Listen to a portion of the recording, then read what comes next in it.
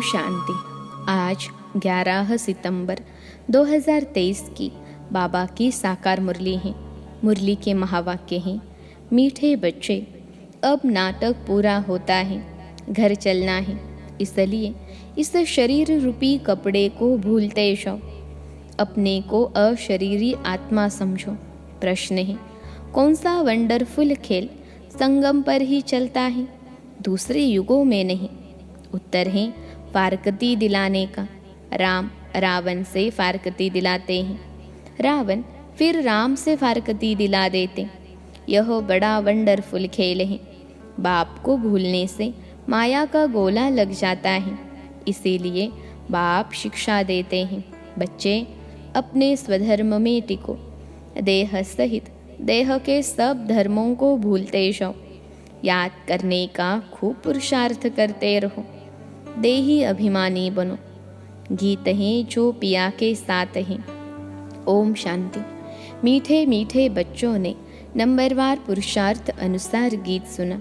हर एक बात में नंबरवार कहा जाता है, क्योंकि यह कॉलेज है अथवा यूनिवर्सिटी को हो, साथ साथ सच्चा सत का संघ भी है।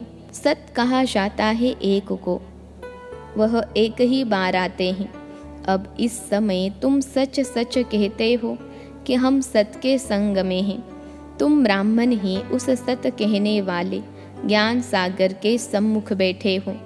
गाया भी जाता है, जो पिया के साथ हैं उनके लिए ज्ञान की बरसात है।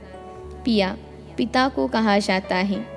तुम बच्चों के सम्मुख पिया की ज्ञान बरसात हैं। तुम बच्चे जानते हो, बरोबर ज्ञान सागर पतित पावन अब हमारे सम्मुख हैं। हम पतित से पावन व कांटे से फूल बन रहे हैं। फूल बन जाएंगे, फिर यह शरीर नहीं रहेगा। कली भी आहिस्ते आहिस्ते खिलती जाती है, फट से खिल नहीं जाती। खिलते खिलते फिर कंप्लीट फूल बन जाती हैं। अभी कोई भी कंप्लीट फूल नहीं बने हैं, वह तो कर्मातीत अवस्था हो जाती हैं। देही अभिमानी तो अंत में ही बनना है। अभी तुम सबका पुरुषार्थ चल रहा है। बाप है पारलौकिक पिता, यह दोनों संगम युग के अलौकिक मात पिता ठहरे। कोई कांटे भी हैं, कोई कली भी है। कली को खिलने में टाइम लगता है। तुम सब नंबरवार कलियाँ हो, फूल बनने वाले हो। कोई अच्छी रीति खिले है, कोई आधा। एक दिन कंप्लीट भी ज़रूर खिलेंगे। बगीचा तो है ना, जानते हो, हम कांटे से कली तो बने हैं, फिर फूल बन रहे हैं, पुरुषार्थ कर रहे हैं। कोई तो कली ही खत्म हो जाती हैं, कोई थोड़ा खिलकर खत्म हो जाते। माया के बड़े भारी तूफान आते हैं, सेंटर्स खोलते भी कोई कोई खत्म हो जाते हैं, गिर पड़ते हैं। माया बड़ी ज़बरदस्त है।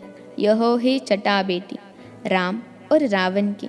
राम राम कहा जाता है, ऐसे नहीं त्रेता वाले राम को याद करते हैं।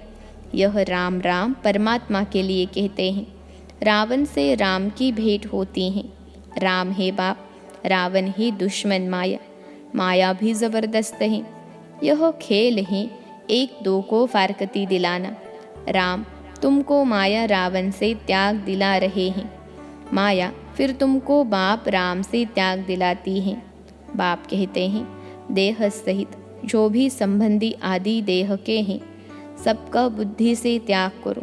सर्वधर्मानि, मैं फलाना हूँ, फलाने धर्म का हूँ, यह भूल अपने स्वधर्म में टिको। देह के सब धर्म छोड़ अपने को अकेला समझो। इस दुनिया की हर एक चीज़ से त्याग दिलाते हैं। अशरीरी बन जाओ, मेरा बनकर और मेरे को याद करो। बाप को भूलें तो माया का गोला लग जाएगा। बाप को याद करने का खूब पुरुषार्थ करते रहो। माया भी बड़ी ज़बरदस्त है। बाप का बनकर भी फिर माया त्याग दिलाकर बाप से छुड़ा देती हैं। बाप तो शल कोई फारकती न दे। आधा कल्प तुम मुझे याद करते आए हो। तुम ही संपूर्ण भक्त हो ना, भक्ति भी तुमने ही शुरू की है। तो बाप आकर माया से त्याग दिलाते हैं, कहते हैं अपने को आत्मा समझो। इस कपड़े को यानी देह को भूलते जाओ, बस अभी हमको जाना है। उस नाटक में भी एक्टर्स होते हैं, उनको भी मालूम रहता है बस अभी 5-10 मिनट बाद हमारा खेल पूरा होने का समय आया है, फिर हम घर चले जाएंगे। खेल पूरा होने के समय यह बुद्धि में रहता है, शुरू में नहीं। तुम भी समझते हो, हमारे 84 जन्म पूरे हुए, बाकी कितना समय होगा। तुम कहेंगे हम कब स्वर्ग व सुखधाम में जाएंगे, परंतु बाप कहते हैं इस लाइफ को तो वैल्यूबल, अमूल्य कहा जाता है। तुम बड़ी भारी सर्विस करते हो श्रीमत पर, सिर्फ तुम पांडव ही श्रीमत पर चलते हो। गीता आदि में यह बातें नहीं हैं। यह बाबा बहुत ही शास्त्र आदि पढ़ा हुआ है, गुरु किए हुए हैं। जो भी सब एक्टर्स की एक्टिविटीज़ हैं उन सबको तुम जानते हो। शास्त्र तो बाद में बेड बनाते हैं, वह क्या जाने, यह भी ड्रामा में खेल बना हुआ है। गीता भागवत आदि सब अपने अपने समय पर रिपीट होंगे। गीता है माई बाप, गीता को माता कहा जाता है, और कोई पुस्तक को माता नहीं कहेंगे। इनका नाम ही है गीता माता। अच्छा, उनको किसने रचा? पहले पहले पुरुष स्त्री को एडॉप्ट करते हैं ना। पुरुष शादी करते हैं तो मुख से कहते हैं यह मेरी स्त्री है, तो रचता हुए ना। फिर उनसे बच्चे होते हैं तो भी कहेंगे यह हमारे हैं, बच्चे भी कहेंगे यह हमारा बाप है। तुम भी बाबा की मुख वंशावली हो, कहते हो बाबा हम आपके हैं। इतना समय हम माया की मत पर चलते आए, अभी आपकी मत पर चलेंगे। माया कोई मुख से मत नहीं देती है, एक्ट ऐसी करते हैं। यहाँ तो बाप मुख से बैठ समझाते हैं। तुम सब भारतवासी हो, जानते हो कि भारत ही सिरताज था। अभी दोनों ताज नहीं हैं, न होली न अनहोली। गाया जाता है हर होलीनेस हिज होलीनेस। स्त्री पुरुष दोनों को कहते हैं, सन्यासियों को हिज होलीनेस कहते हैं, परंतु प्रवृत्ति मार्ग है नहीं। प्रवृत्ति मार्ग में तो स्त्री पुरुष दोनों पवित्र रहते हैं, सो तो सतयुग में दोनों पवित्र होते ही हैं, जिसको कंप्लीट पवित्र कहा जाता है। आत्मा और शरीर दोनों पवित्र रहते हैं। यहाँ पति दुनिया में दोनों पवित्र तो हो न सके, तो अभी तुम बाप के सम्मुख सुन रहे हो। जिसको ज्ञान बरसात कहा जाता है वह है विष की बरसात, यह है ज्ञान अमृत की बरसात। गाते हैं ना, अमृत छोड़ विष काहे को खाए। तुमको अब ज्ञान अमृत मिल रहा है। भक्ति मार्ग में तो ऐसे ही सिर्फ गाते रहते हैं। अभी तुमको प्रैक्टिकल में ज्ञान अमृत मिलता है, इससे ही अमृतसर नाम पड़ा है। बाकी तालाब तो ऐसे बहुत हैं, मान सरोवर भी है ना। मान सरोवर मनुष्यों का सरोवर तो हो न सके, यह है ज्ञान अमृत का सरोवर। इनको ज्ञान मान सरोवर भी कहा जाता है।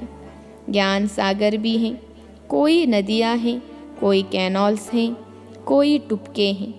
नंबरवार है ना, बच्चे समझ गए हैं।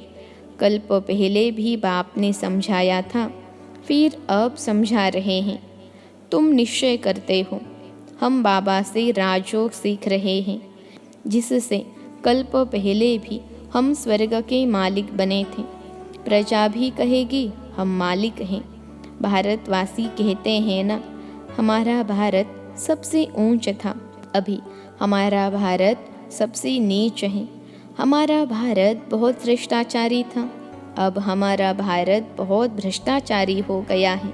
और कोई खंड के लिए ऐसे नहीं कहेंगे। सभी धर्म वाले भी जानते हैं कि भारत प्राचीन था, तब हम लोग नहीं थे। सतयुग में ज़रूर सिर्फ भारतवासी ही होंगे। गाते भी हैं, क्राइस्ट से 3000 वर्ष पहले भारत ही था और कोई धर्म नहीं था।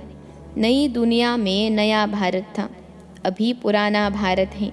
भारत हेविन था, परंतु किसकी बुद्धि में पूरा बैठता नहीं है। यह तो बहुत सहज समझने की बात है। बाप तुमको समझा रहे हैं। तुम प्रैक्टिकल में कर्तव्य कर रहे हो। नंबरवार पुरुषार्थ अनुसार सच्चा सच्चा व्यास बनना है, सच्ची गीता सुनानी है। तुमको कोई पुस्तक आदि तो हाथ में उठाना नहीं है। तुम तो रूप बसंत हो। तुम्हारी आत्मा गीता का ज्ञान सुनती है बाप से।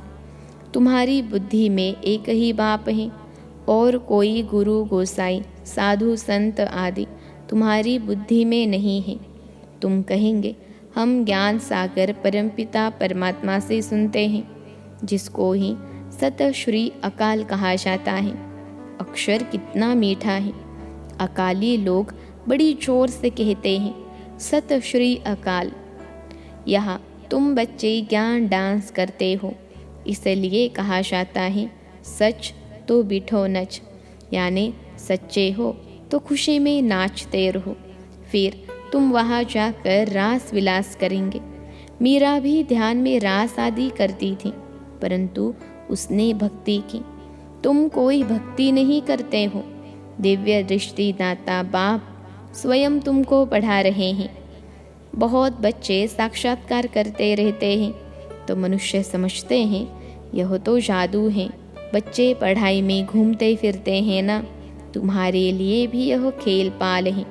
यह कोई सब्जेक्ट नहीं, इनकी मार्क्स नहीं। खेलने कूदने की मार्क्स नहीं होती हैं। यहाँ भी जो इस खेल पाल में रहते हैं उनको ज्ञान की मार्क्स नहीं मिल सकती। यह तो खेल पाल है, इसको अव्यक्त खेल कहा जाता है। यह व्यक्त खेल, यह अव्यक्त खेल। रास आदि करने वाले को मार्क्स नहीं मिलती हैं। इसलिए बाबा कहते हैं ध्यान से अच्छा ज्ञान है, श्रेष्ठ है। ध्यान तो सिर्फ एम ऑब्जेक्ट का साक्षात्कार है। यह है ही राजयोग। एम ऑब्जेक्ट बुद्धि में है, वह तो इन आँखों से देखते हैं हम फलाना बनेंगे। यहाँ तो यह तुम्हारी है भविष्य की एम ऑब्जेक्ट, प्रिंस प्रिंसेस बनना है। फिर तुम महाराजा महारानी बनते हो। बिगर एम ऑब्जेक्ट अगर कोई कॉलेज में बैठे तो उनको क्या कहेंगे? भारत में और जो सत्संग हैं उनमें कोई एम ऑब्जेक्ट नहीं है। इसको यूनिवर्सिटी भी कह सकते हैं, पाठशाला भी कह सकते हैं। सत्संग को कभी पाठशाला नहीं कहा जाता।